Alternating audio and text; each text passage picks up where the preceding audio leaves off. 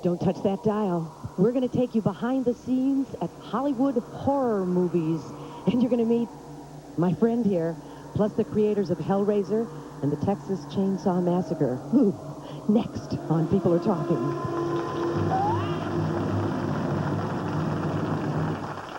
The Adventure. Mac and Muttley, Saturday at 7. Live from San Francisco, it's Channel 5's People Are Talking with Ann Fraser and Ross McGowan.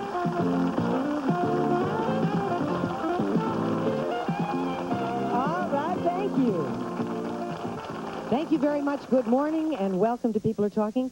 We are back in the studio after our 3 days at the Circle Star. Actually, it wasn't 3 days. We taped all 3 shows from the Circle Star Theater in one day. Yeah, on Tuesday, we started at, well, doing our live show at 10 o'clock, and then 2 shows after that. Throughout the day, something like 6,000 of you came to watch the 3 shows. And you were wonderful. We want to say our audiences Very out there patient. They were patient Yeah. and enthusiastic, and we really appreciated them turning out. Why don't you show them just a little bit of what we did at the Circle Star in case you missed it? Here's a little bit of the chips, a little bit of the lacage. Take a look.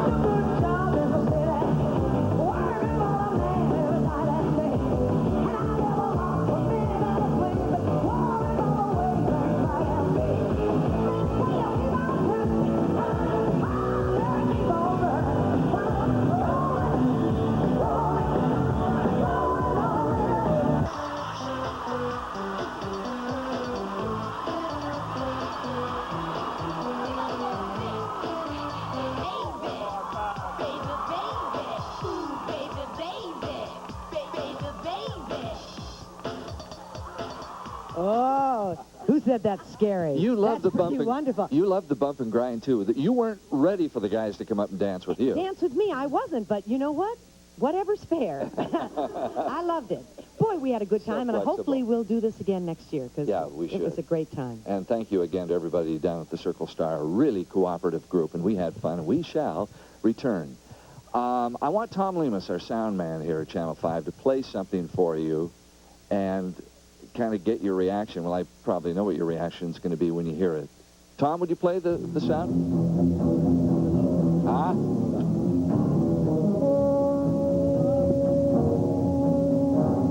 Yeah, you get the feeling that somebody is soon to be attacked by a killer shark. It is chilling music. It is violent and it is scary, but Jaws is no match for the contemporary horror stories and films of today, sometime referred to as the Splat Pack movement. And the writers of this Splat Pack movement take great pride in writing horrific detail and gory violence. And one of the most famous of the current writers is Clive Barker. And Clive, before we talk to you, let's show, this is your first film. This is called Hellraiser, and it gives a little flavor of what Clive tries to produce for you. Watch this.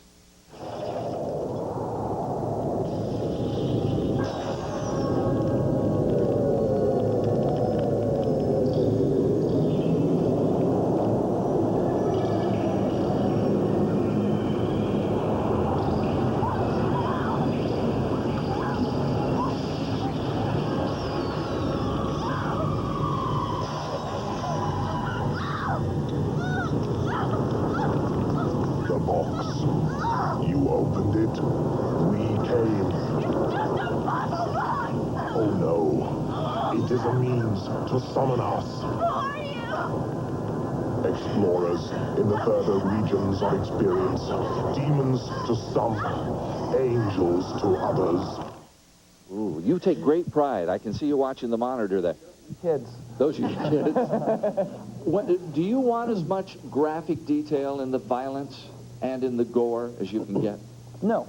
No, I don't think the graphicness is the point. The point is that there have to be stories that people can relate to. There have to be situations that can get people excited.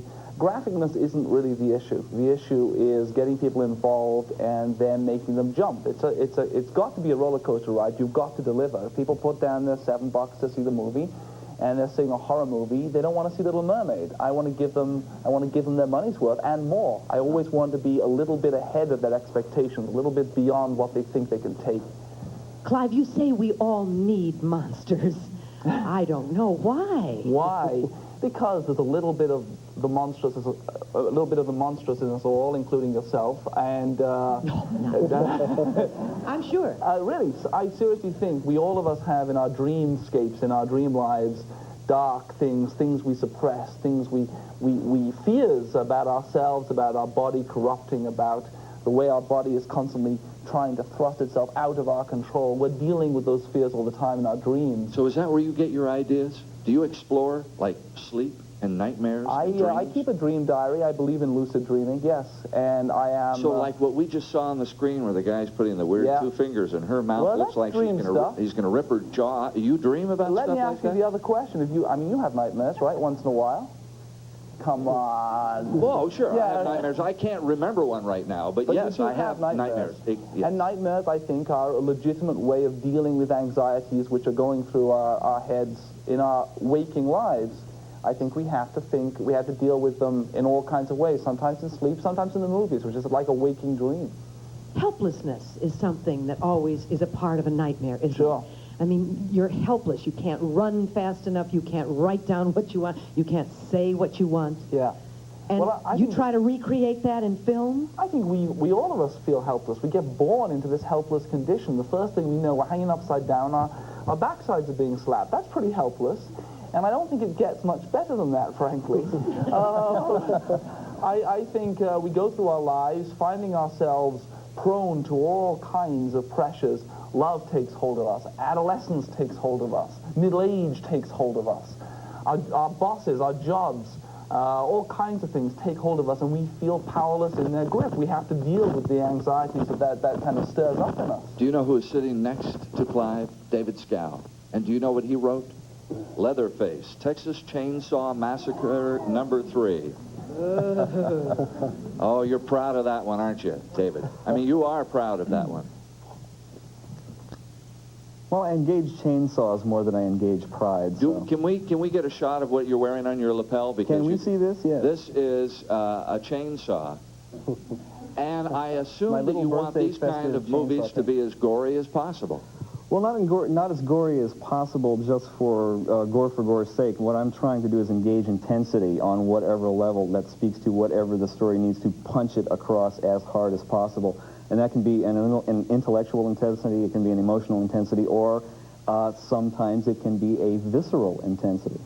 And that's how we wind up with the red, wet stuff all over the place. Let me ask you a question. Isn't sometimes it's better not to see it? You know, you see the chainsaw just kind of starting to hit the person, and then you go away and hear the screams. Is that worse than actually seeing all this red stuff splattered all over the camera? Oh, I believe sometimes less is more. That's true, but why should I choose? I think that we can have both. Sometimes more is more. Are you ever concerned that this violence that we're seeing on the screen, and I know you get asked this all the time, is going to give ideas to the real people person that are out not there? playing with a full deck? It's almost, it's a question that's asked so often that we almost have a standard response to it, which is that people who are apt to do that sort of thing could be set off by anything. My favorite example is around the turn of the century, there was a murderer in Germany named Peter Kürten, known as the Dusseldorf Vampire. He killed 36, 37 various people in various ways with hammers, and he lured people into parks and he murdered them.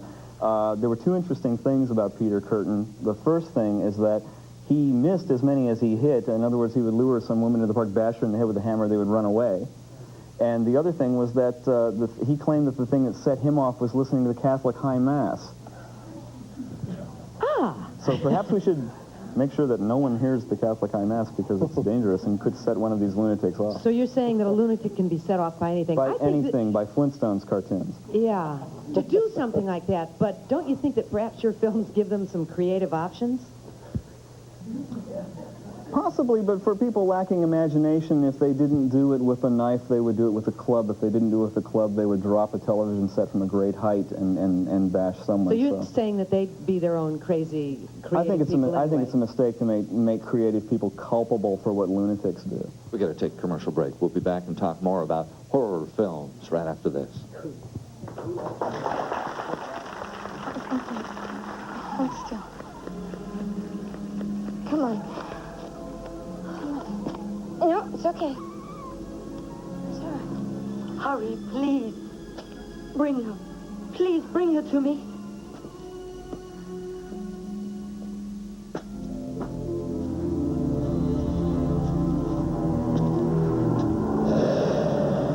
Pay no attention. Just give her to me. Babette, no! What's happening to her? What? Is it sick? What's happening to it? Help me.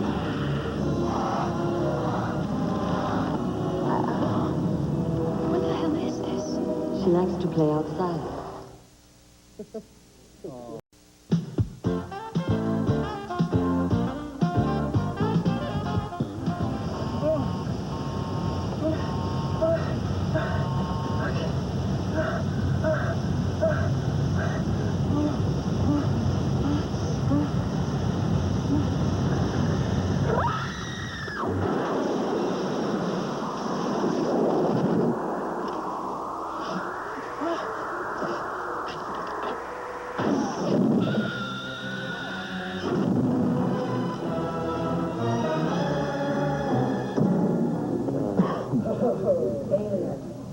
I must say that when I went to see that film, and they first were searching through those little pod fields, and that thing smacked up, that little creature smacked up on that person's face, and then went down their throat.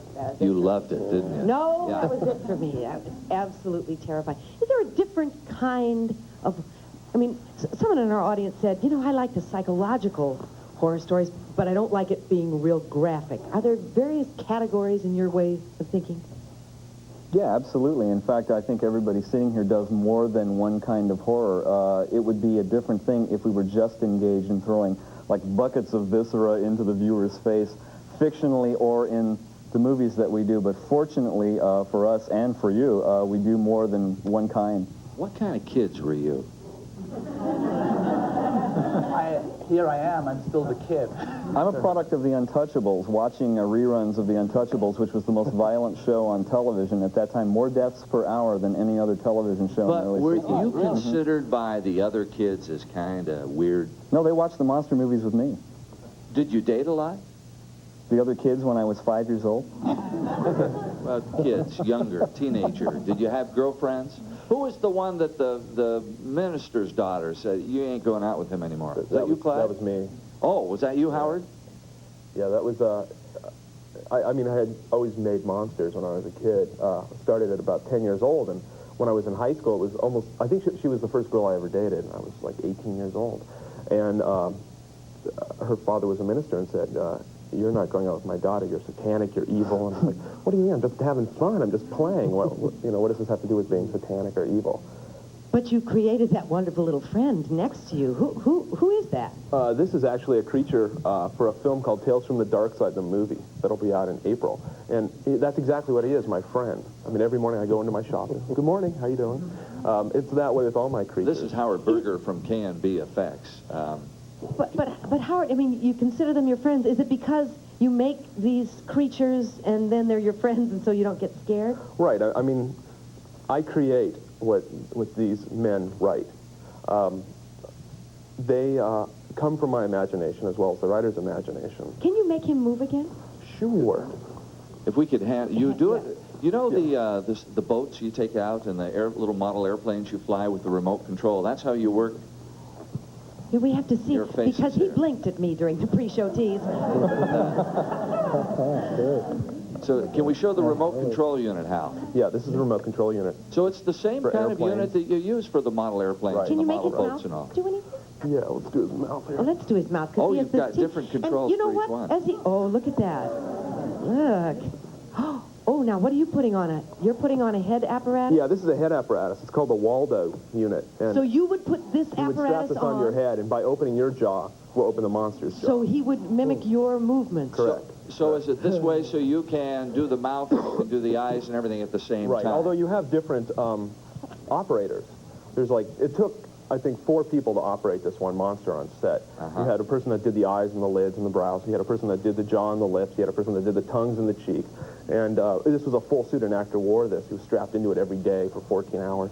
And we also had gigantic wings that were operated off screen. So if you're working the tongue, how do you know when to work? We have to stay in the shop and rehearse this. We have so it's like pre-recorded choreography dialogue. then, isn't it? Very much. It's very choreographed. much. We just don't go on set and wing it. Just out there doing the thing. Oh, now we're looking at some other monsters here. Oh, this is the gargoyle. That's the monster. This is the finished head that you see here. This is the actor in the suit. The actor was 6'4". I wanted to cast a real big guy. I think there's some footage coming up of the finished monster. This is in the shop, just a test day. So he doesn't have the rest of his uniform or costume. Right, he is wearing a suit, but it's unpainted here. Ah. Now, do we have the rest of... We don't have the rest I guess of it. not. Well, anyhow, he's completely painted in this paint scheme. How much does it cost to develop a head like this? This head is about $20,000. Wow. Just because of the time spent on it. It took 8 weeks, which is incredibly quick, actually, to build this head and the suit also. And if you touch it, it feels Yeah, it's very real. fleshy. I mean, it's made of a foam latex material, which a lot of the creatures are made out of.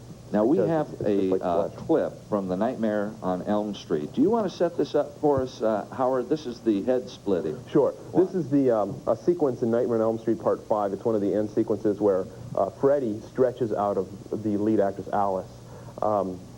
We did a series of 3 different heads and a mechanical body that Robert Englund, who plays Freddy, could burst out of. Okay, now, we should point out here, this is very graphic, so if this kind of thing makes you queasy, you may not want to watch it. Watch.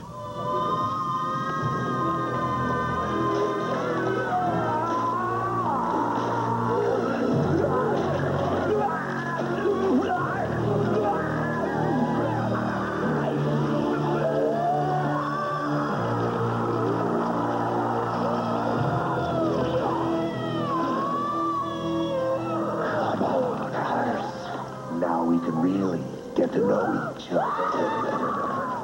What is it about that character? Kids love Freddy. Yeah, people love I mean, Freddy. they love Freddy. Now, you've got to be out of your mind to love that. I mean, how in the world can we love something like that? Where did that love... Well, I Wait think- just a minute. I have an audience member here who can hardly wait to tell me. Stand up here. Those fears are in all of us, and as children, we know that since they come from inside of us, that we should love them anyway. And as we get older, we lose that. And I think that these movies are a way of getting back in touch with that point where you and your fears are one, and it's okay. But at the same time, do these movies, if that's true, keep us young? Yes. I genuinely think they're good for you. I genuinely think they're therapeutic. Anybody? I think I aged when I saw Alien. I don't think they kept me young. Linda. I got to tell you, I saw Psycho as a teenager, and I still have problems taking a shower if no one is home. I've got 2 boys at home that love this stuff. I mean, they love Freddy. And do you fear that it may have lasting effects Exactly. as Psycho did on you? Who are they going to be when they grow up? Well, you seem okay. And you've I watched still this can't morning. take a shower. But that is a very good point. If I'm in the home alone and you're taking a shower, you think about it, don't you, Linda? But Not that we take showers together, but I've never met Linda, folks. No, but in a hotel room, it's even scarier. But we make a distinction here between Linda's talking about a movie which, despite its strange conclusions, is nevertheless a realistic movie. This is about a woman who's alone in a motel, and she gets stabbed in the shower. Most of the people in this row here are making what I would call fantastical horror movies of one kind or another. The movie you just saw, Nightbreed, which comes out today, is a movie I directed. It's very strange. It's full of monsters. Nothing you are ever going to meet in your shower, honestly. The stuff we just saw from Nightmare on Elm Street, Freddy, that stuff is fantastical. It's dream stuff. It just doesn't. It just isn't going to invade your house. And I think there are distinctions to be made. We started the question before, Ross, about whether there were levels, and I think there are. Okay. When we come back, we'll meet another person who's got a history of horror in his family.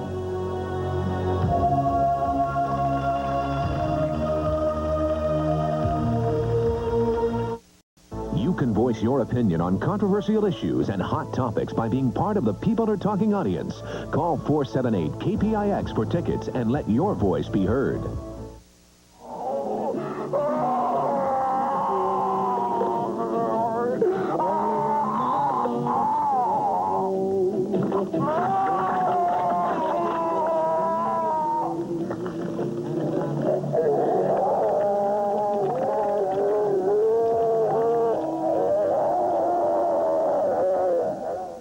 Difficult to walk down the street alone on a dark night when you see movies like that. David, you had a question. I have a question for the audience, basically.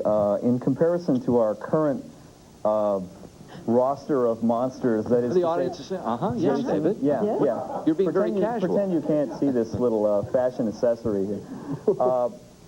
As compared to today's roster of current series movies monsters like Jason and Freddy and Michael Myers and Halloween and Leatherface and the Texas Chainsaw Massacre, how many of you feel that the monsters of the Universal pictures of the 40s, Frankenstein and the Wolfman and the Mummy, are comparatively benign compared to these creatures? In other words, the monsters we have today, do you feel they're worse? Oh, I was saying that, they're worse. I think that the movies, you know, when I was younger and I saw those movies, they were really scary. But the movies of today, when I walk out of the theater, I'm a nervous wreck. So I think they're much more bloody and gory, whereas the others were terrifying, but it's the blood and gore So these of movies, the temporary ones. So these movies are having the same effect today that Frankenstein had in 1931 when it was released, because they had ambulances and stuff outside the theater. People were fainting. They had to be escorted from the theater. They had never seen anything like that before, and that's kind of what we're doing here now. We're trying to show you, it's much harder to show you now something you've never seen or couldn't possibly imagine than it was in 1931. Yes.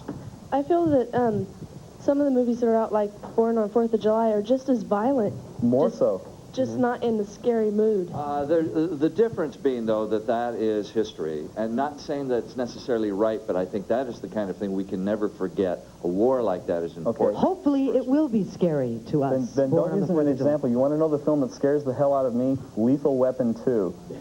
Because in Lethal Weapon 2, Mel Gibson plays a gun-wielding psychotic that kills more people than die in all 3 Texas Chainsaw Massacre films. John. Exactly. And like you were talking about the Universal classics, they don't make films like that anymore. You know, instead of having a Frankenstein and a Dracula, you've got a Freddy and you've got a Jason, and they don't compare. Whereas some of the things like Clive's doing, the Pinhead, that's kind of bringing it back to where you have the monsters that you don't have in, you know, I don't consider the Jason and the Freddy.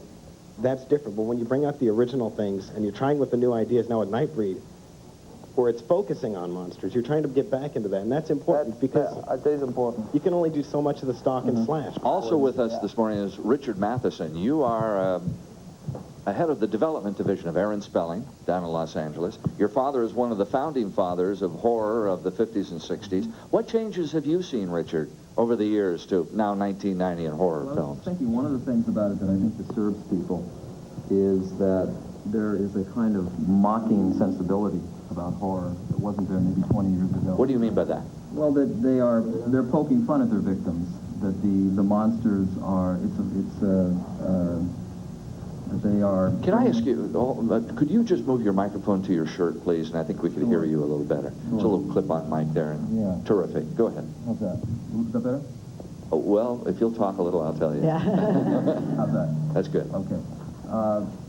That as we have all become desensitized to the various kinds of horror in our world, in the films and so forth, that, how's it doing? Well, we're going to take a commercial break and fix it. We'll be back in a moment. Yeah, don't go away. I think we got hello.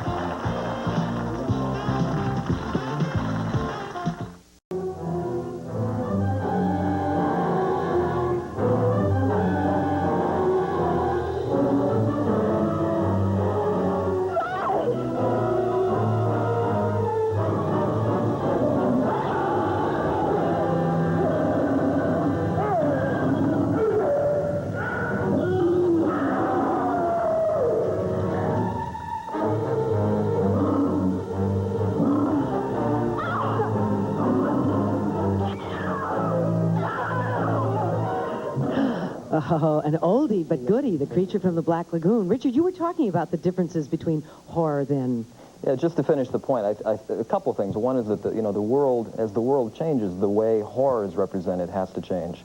Each generation of creative people is going to be growing beyond what they were exposed to. And 10 years from now, it'll probably be much more savage and brutal. We will probably all seem like a very pastel trend in 10 years. I mean, we know that there are more mass murderers now.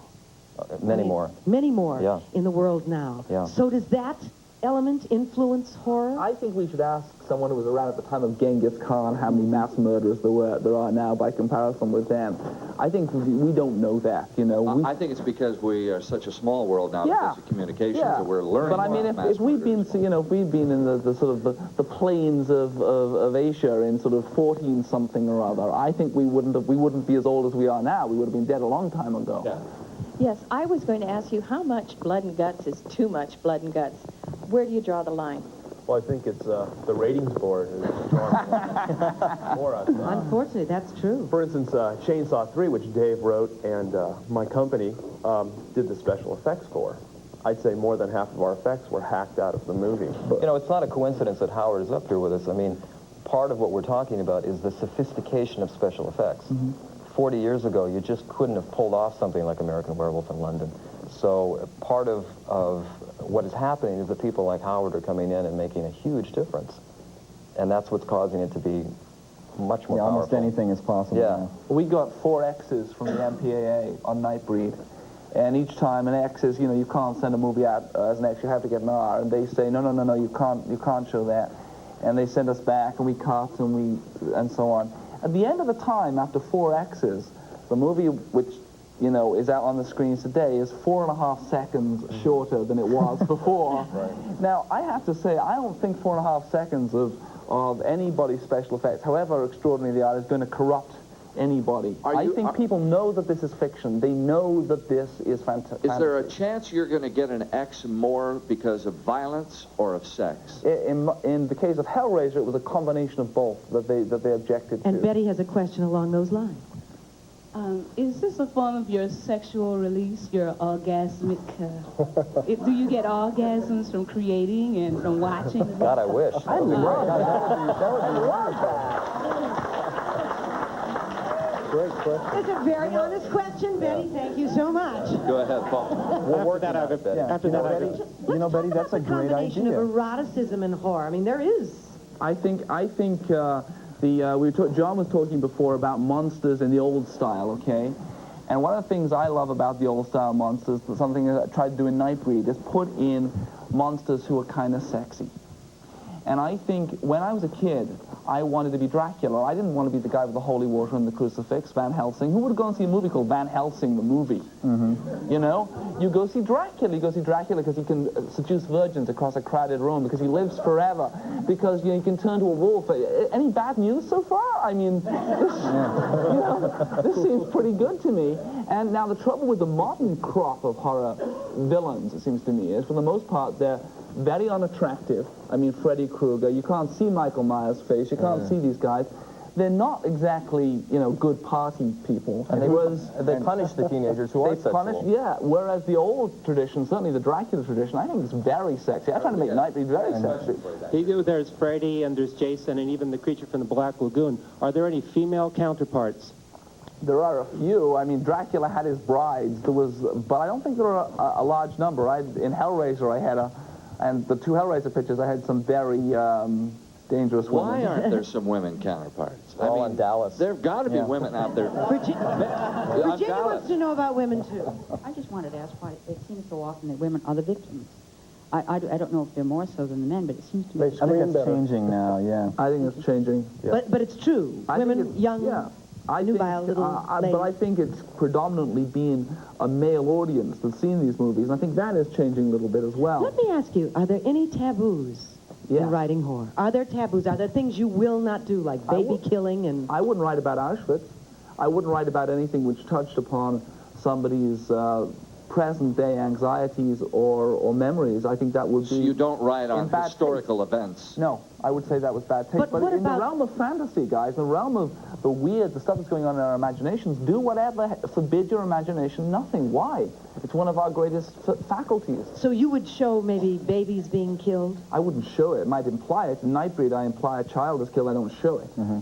John Stanley is with us, film critic for the San Francisco Chronicle. You're a horror movie buff. I mean, you love them, don't you? I'm on a crusade, Ross.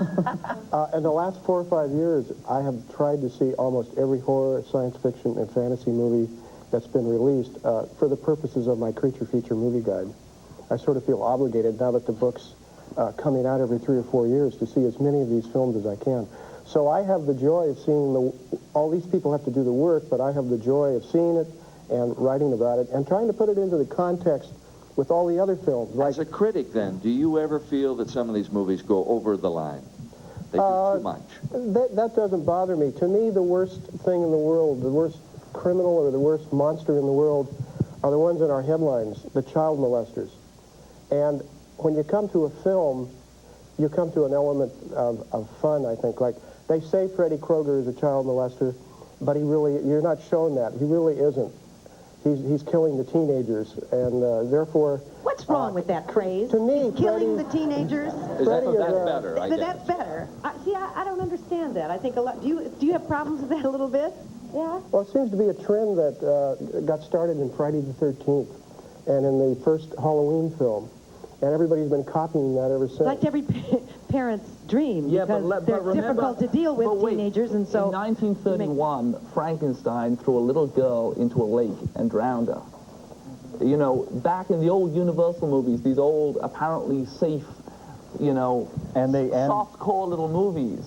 And I don't think we should be getting too self-righteous about what's happening in the 80s and the 90s. Also, in the 30s, they edited out the scene of him throwing the child in the lake. Now they've reissued Frankenstein on Laserdisc where they put that scene back in. We have a red cloth over here. Why don't we... What movie is this? Don't take it off I won't take that off. Don't take it off It's yet. red for a reason. What movie is this from? This is for a film coming up probably next month called Bride of Reanimator. All right, let's take a commercial break, come back, and take a look at what's under the red cloth.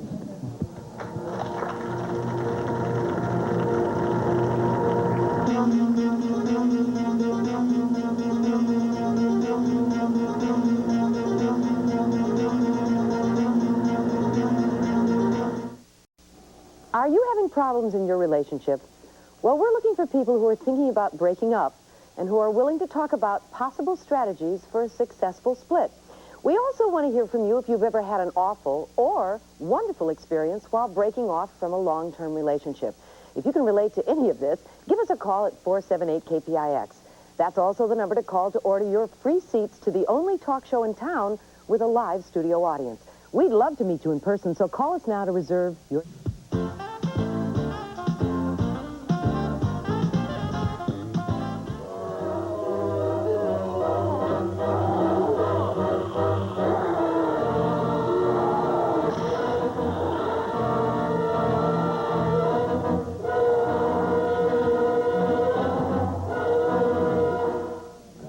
Night of the Living Dead. Howard, before we see what this is, set it up, and it's from a new movie. Right, it's for a new film titled Bride of Reanimator, which is a sequel to The Reanimator, which was made 4 years ago. This film will be out in about a month, and it's incredibly graphic. But it's a lot of fun, though. It's laughable gore, I guess you could say. So what has happened to this individual that we're going to see? This is graphic. This is the bride. This is the bride. And we had a crew of like 12 people working on everything about the bride. This is just a prop head of her. This is a gag head. It did a certain thing. The head stretched apart from the body. But we had a full body makeup on this actress named Kathleen Kenmont that took 6 hours every day to put her into it. Tons of stuff. What happens to her? She is pieced together from dead body parts. And the main person piecing her together has the heart of his dead girlfriend. Well, without any further ado, Howard, because we can hardly wait. Okay.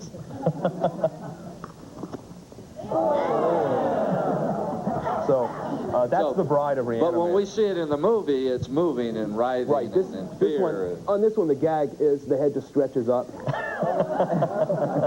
Oh, you old gaggers, you.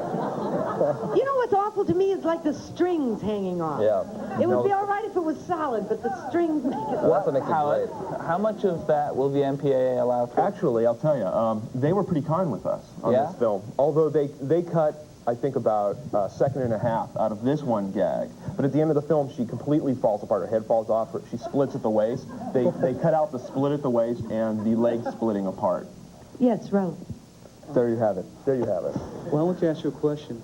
If you think your films are so widely accepted by society, why aren't your films on TV like Frankenstein or Dracula, you know? Well, they are on TV. They are on TV. Yeah. There are standards that are applied. ABC, NBC, Channel 2. Richard, you might be able to answer that, being with Aaron Spelling. Yeah, well, they have to attenuate the violent factor because you've got an audience where it's coming right into their home. You know, you're not opting for it. But it's all there. I mean, The Exorcist has been on, Jaws has been on, Alien has been on. I'm not talking about Exorcist. I mean... but see, years ago when that came out... Films like this? Right. There are broadcast standards that have to be subscribed to when you air something. Like, for example, how much of the original Reanimator would really make NBC or CBS? Not much. Not much worth showing. Right. Yeah. So is television like square or... No, because you have a thing called a videotape deck, and horror movies are among the heaviest rentals at videotape shops. And there's cable which will show these things. I mean, I don't particularly mind not competing with game shows and soap operas.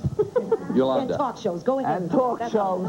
But broadcast television is about 10 years out of date, I mean, in terms of the I standards. just had a thought. It might not initiate behavior, but it certainly validates or gives free license to. Well, you know, if art is instructive, then there's a lot of things we shouldn't allow. You know, you can include horror in a very wide category of things that we shouldn't allow. I don't the think Farrah Fawcett burning bed. I mean... I don't think art is instructive. I think the premise that art is instructive has to be looked at a little more carefully. When we come back, we're going to ask about the connection between religion, maybe, and horror movies. Now, right before we go away, let me show a couple of books here, if I might. If you'll hold those, Carl, please. This is David Schow's book called Seeing Red.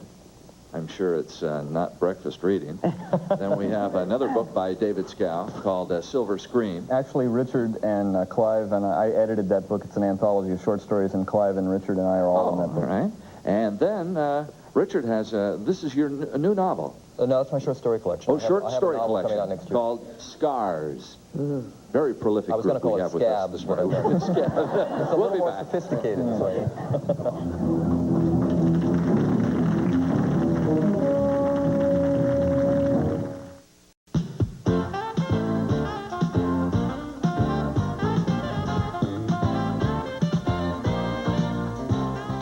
Ron, you had a question. Yeah, the movies like Poltergeist, Omen, others along these lines that have kind of very deep religious connotations. Have you all run into flack from the religious community about some of the things you're trying to express? It's always interesting to go on phone-ins.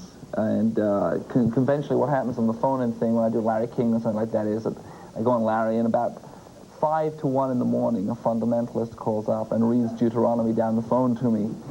And I don't have a religious upbringing, but I feel like the subtext of what we're doing is very often concerned with good and evil and whether God and the devil are valid ideas in the world, whether it is possible to make those kind of judgments.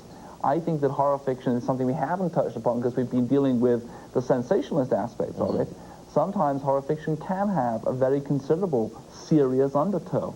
And I just done a book, I think it was up on the screen a moment ago, called The Great and Secret Show, which is very much about whether good and evil are valid ideas in the world we still live in. I think that's very important. We've all gotten those letters from people who are deeply concerned for our souls. I mean, we do have those people that write to us and think we've gone over the deep end. Yeah, I'd just like to address any one of you. Do you think in today's society where it's so violent that a movie of any sort is really necessary? In other words, you really think violent movies are necessary? I don't think any movies are necessary. Society? I mean, movies in general are not necessary. You know, there has to be an eclectic selection of movies available. So in that sense, yes. What scares you guys? Talk shows? Well, we found out during the commercial break that blood scares Howard. Yeah, blood. I mean, this is all fake. People always go, well, how can you be afraid of blood? But if this were real, you would not be. I mean, I go to the doctors once a year. Well, John Stanley has a book out called The Revenge of the Creature Features. It's a movie guide that you can find in the major bookstores. And this is Clive Barker's newest book, The Great and Secret Show. Thank you to all of you for being with us. Have a good weekend. Ann and I'll be back right after this. Don't go away.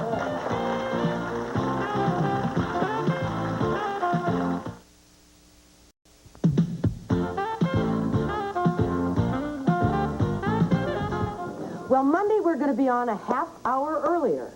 We're going to be on at 9:30 because it's President's Day and the NBA basketball and all that.